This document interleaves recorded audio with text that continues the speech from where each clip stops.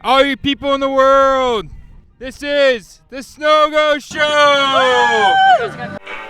First, there was a snow ghost on top of a silver mountain. Now that ghost is your community host.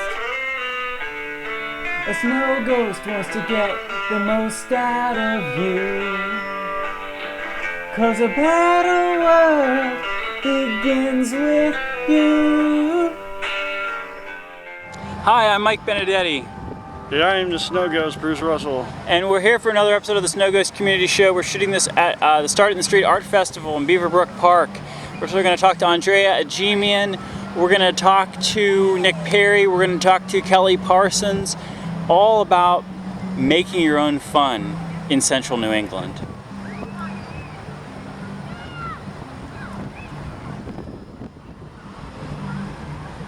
That's right. Can you dance, Bruce? I could probably make up my own stuff, I mean. Yeah, can you sing?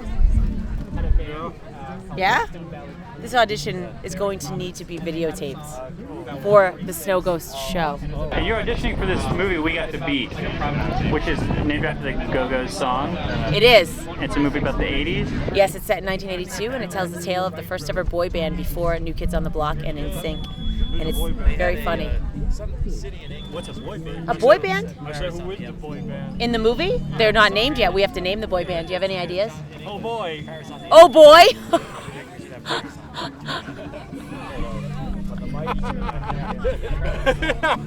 And now, presenting at the Lucky Dog, oh boy! Who was it? Do you guys know like the history of boy bands? We know a lot about it. Well, we think First boy band. I don't know. It depends if you want to count like the Jackson 5 or even I don't know. It depends your definition of boy band. We're talking about the pop sensation, Menudo, New Edition, New Kids on the Block type of boy band. So we're in our minds, Menudo came first, but they weren't in America. So we said it in 82 because New Edition came out in 83. So this would have been just before New Edition. So this is supposed to pave the way for all the American current day boy bands. What was that band that came before them? NSYNC and Backstreet Boys. Yeah, I was thinking of Backstreet. Wasn't there some band called like O-Town? Yes, we've met with some of the O-Town members who want cameos in the film. Have you really? Yes, we have. That's so awesome. Well, you know, we had executive producer investor lined up who was going to finance the whole film. Who was connected to the boy band? He started, NSYNC and Backstreet. But now I think he's in jail, or I think he got 25 years last week. Oh. So. That's what you get for not supporting Worcester art. Well, he was going to. It was. Well, all right. That's what you It's get. better than. Yeah, but that's what you get when you're supporting Worcester art, especially if your name's not Arthur. How did you guys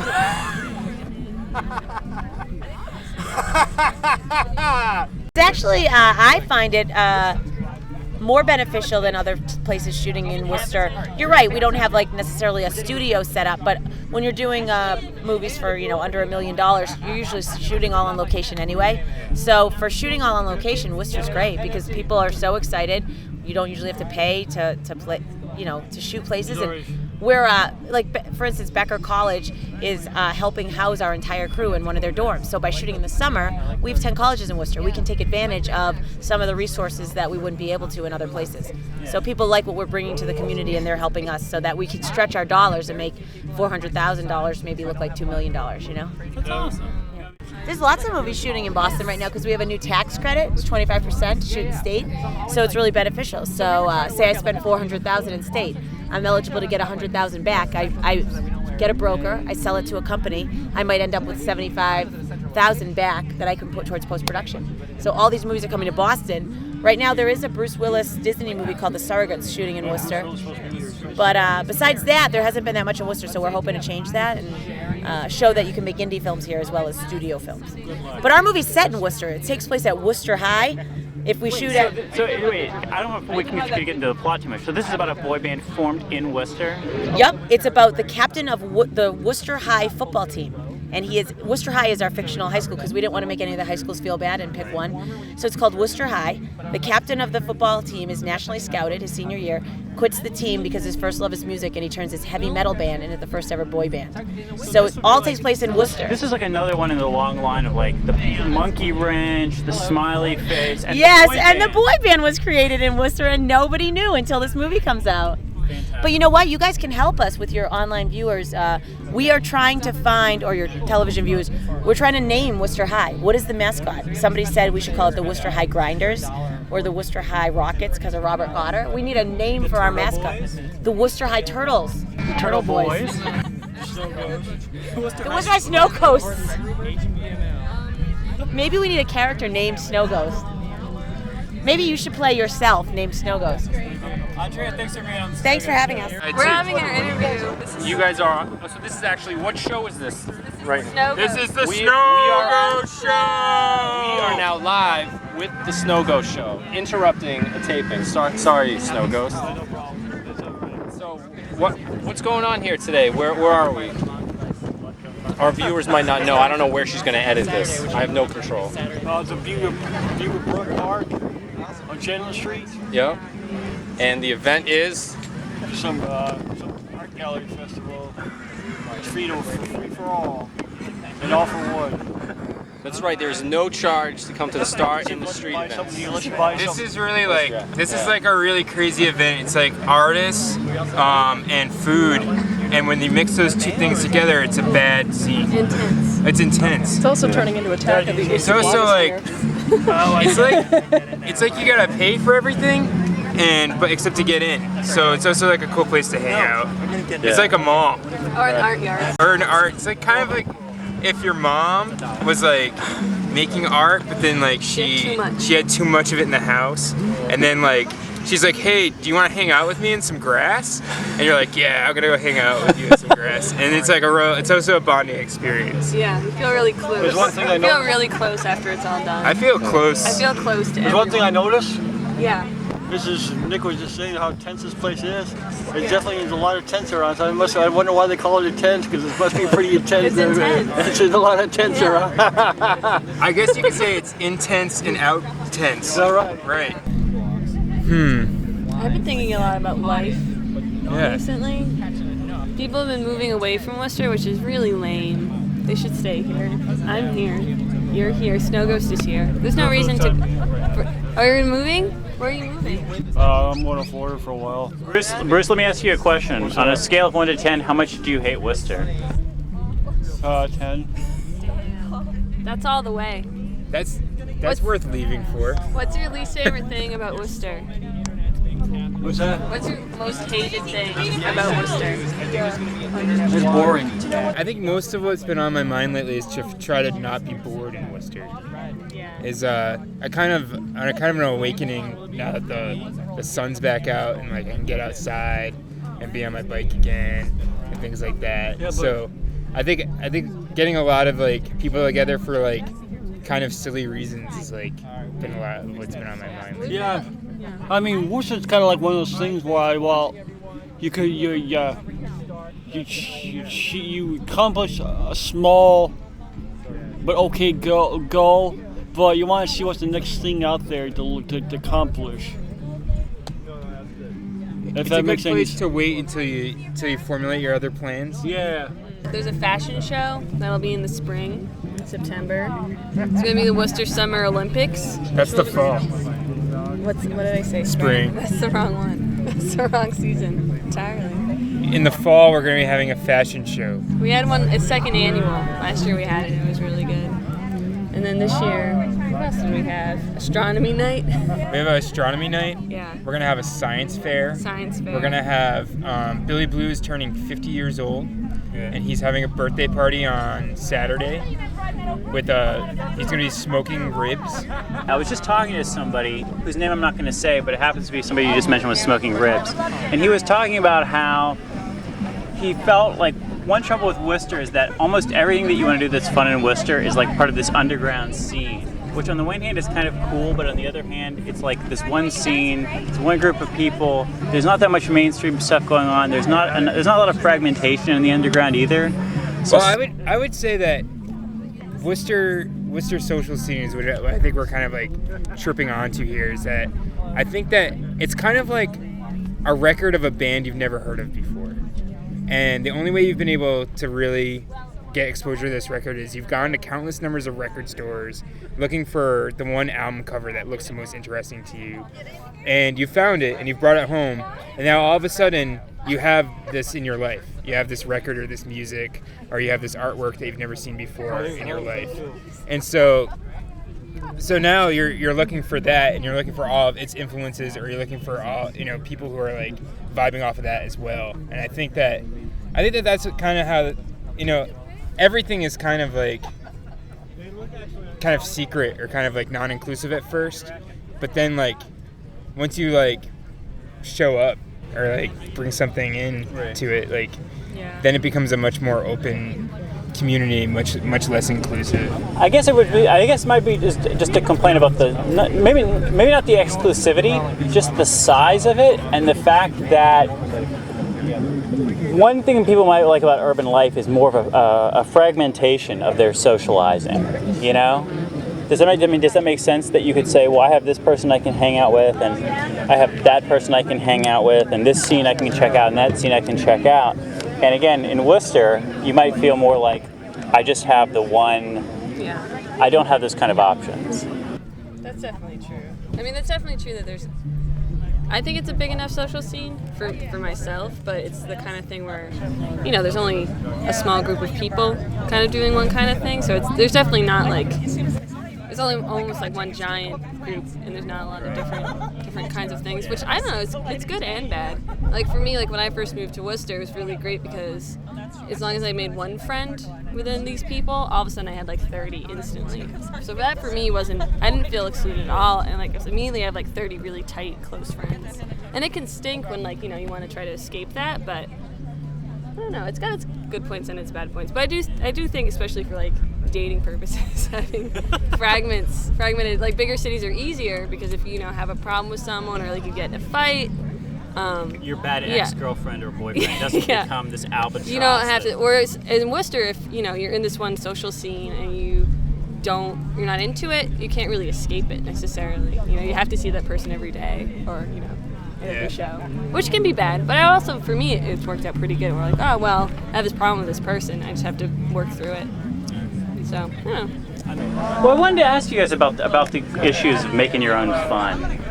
Oh yeah. Can you think of any in your lives, in Worcester, outside of Worcester, outstanding examples of making your own fun? Inside or outside Worcester? Yeah, I'm just looking for anecdotes, ideas. I think it's just a matter of like really finding what it is that makes you happy, and then finding what drives you.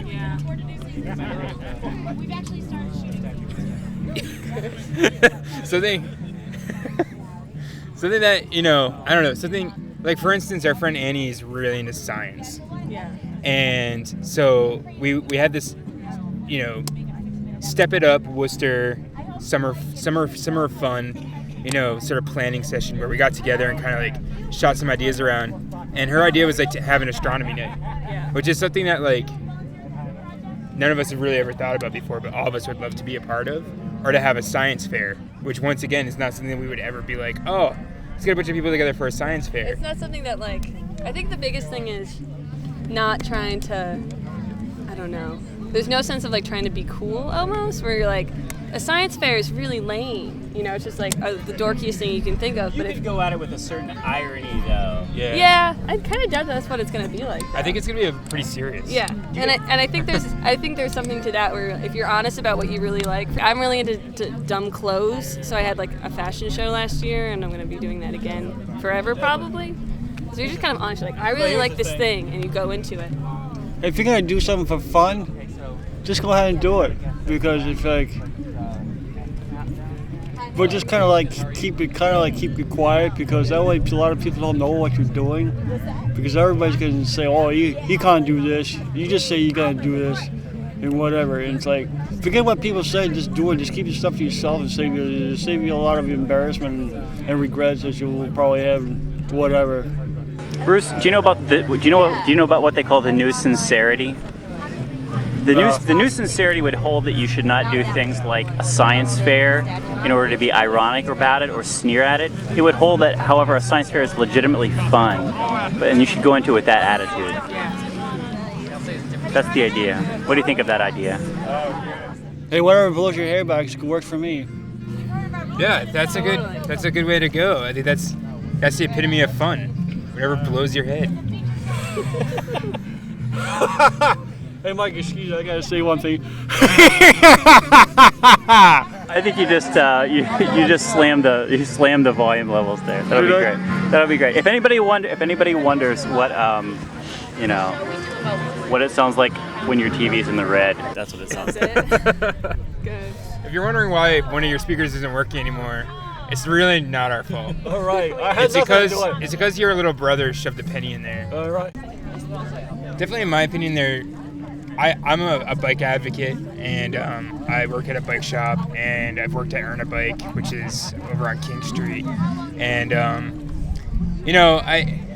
there's a lot of, for me, I feel really strong about everybody giving up their cars and getting on their bikes and getting some more exercise and learning about how their bike works and feeling a little bit more connected to I feel like people have gotten so far or have totally abstracted the ideas of roads or totally like gotten past the idea of roads. And Wait, what do you mean gotten past the idea of roads? well, roads are these man-made sort of like paths that have completely paved over the landscape and have totally remade, how people get from point A to point B.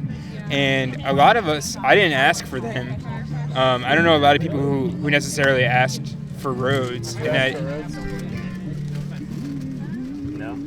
Because of the roads to the Metal Kingdoms. Yeah. But now I have to use them Wait, all what the about time. the road to the Metal Kingdom? The road to the Metal Kingdom? That's a good one, though. The Are you road? against that road? No. All right. But the other roads, though, you're a little. If there was more of like a sort of like swamp or something I had to swim across to get to the Metal Kingdom, or like a fire pit that I had to get like a fire safe shield. Like Rhode Island? Like Rhode Island. Say that again? Like Rhode Island? What? Fireworks. Is there a fire moat on the way to Rhode Island? No, there's a lot of roads in there and there's an island. Somewhere in Rhode Island.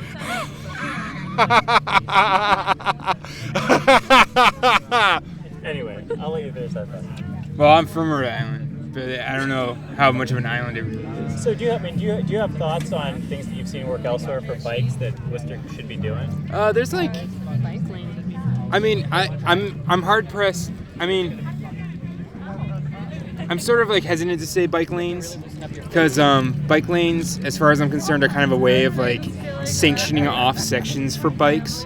Whereas I feel, is it the same thing for ducklings? Is this the same thing for ducklings? I think so. I don't know. Ducklings have their place. Right? I had a bad experience the other day. I was biking through downtown, and this guy says, "Why don't you get on the sidewalk?" And then he drove away, and I couldn't explain to him. Oh, I get that all the See, time. this is the problem. I get so mad about that, and I've had to in the last year kind of like make my own peace with it. Where, all right, well that guy is ignorant, and that guy doesn't know what he's talking about, and I'm not doing anything wrong.